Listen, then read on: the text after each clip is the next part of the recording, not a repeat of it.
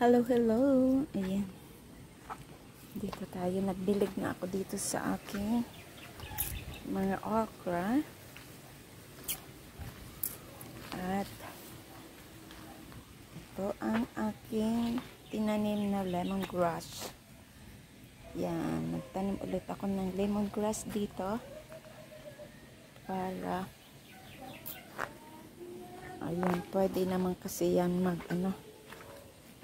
deliver dun sa ating suki, ang ating mga pananim dito. So visit po ako dito sa ating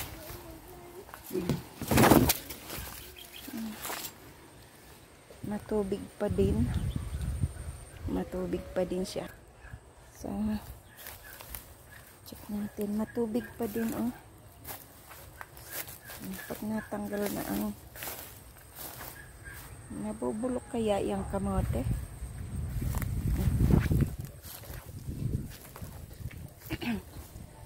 So ito, sasaka na lang daw ako mag-harvest ng dahon ng gabi.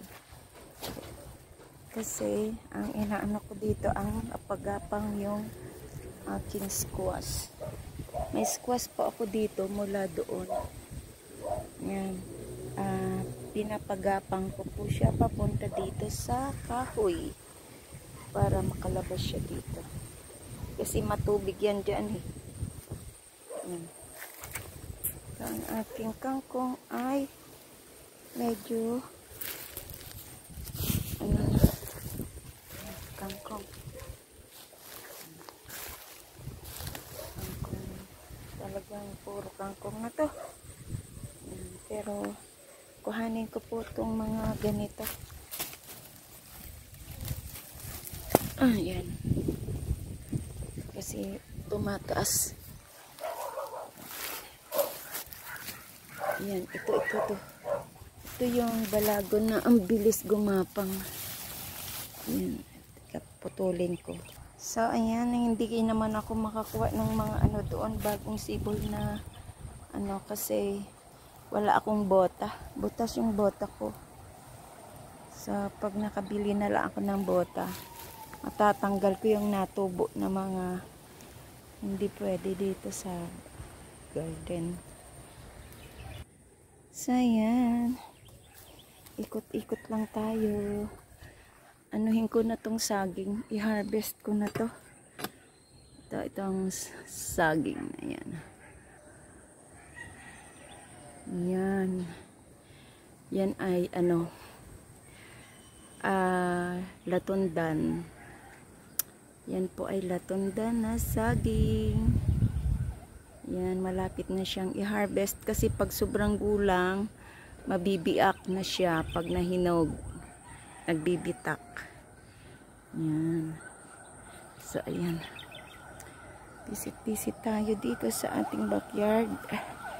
Garden. Ito ay mula dito papunta doon ay hindi ko pa nakuhanan ng dahon ng gabi.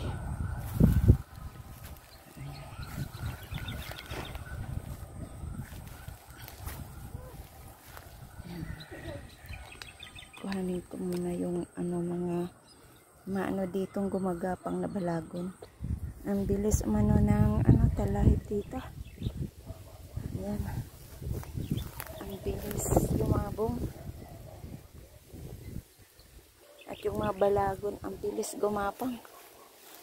So, tawid na tayo sa loob. Malilim kasi ito dito. Ayan, pag natanggal ko yan, wala nang malilim.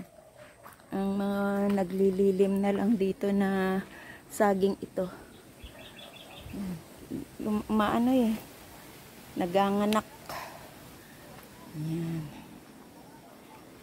At check natin dito ang ating mga pananim.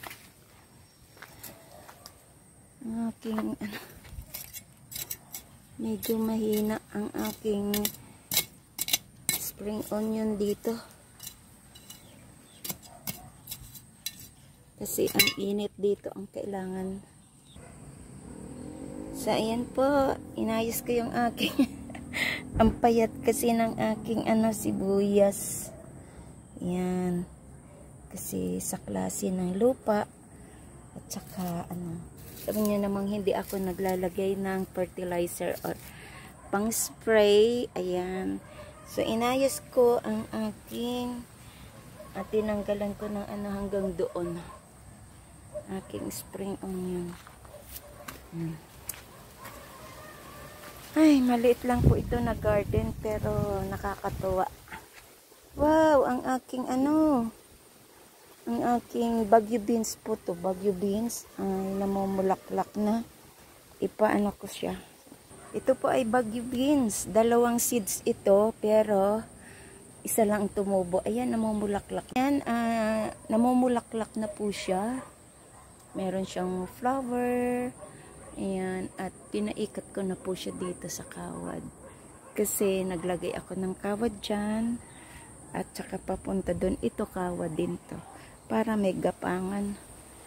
So, para may gapangan, yan. Kasi ito, malapit na din itong ma-harvest. Yan, ito malapit ng ma-harvest. So, at ito naman ang susunod. So, pag lumago itong ang bagyo beans, dito siya gagapang. Itong puno ng malunggay, tatagpasin ko yan. Kaso, naghihinayang ako kasi may mga bunga.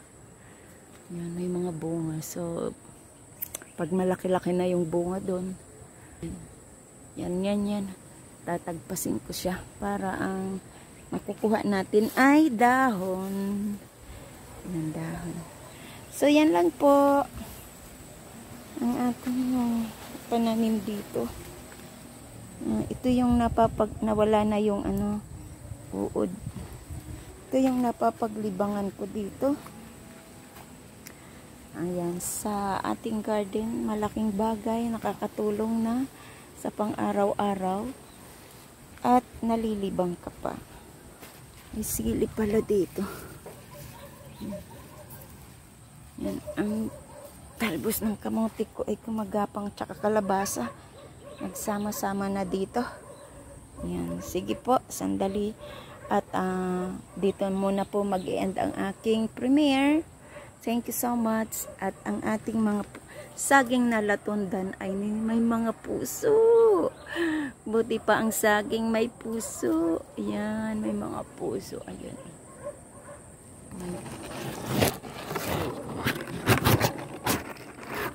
Buti pa ang saging may puso, diba? Yan. Pero itong ganda ng klase ng saging. Yan. Ganda ng klase niya. Yan. Ganda ng klase niyan. Pero mapupunta yan sa market. Bibinta natin. So, ayan po. Thank you so much at magandang gabi sa inyong lahat. Ngayon ay Thursday at 4 o'clock in the afternoon. Ay, 5 o'clock na. So, nagmamadali na ako kasi si Tatay Hefty ay live na. Sige po, bye-bye and God bless. Bye.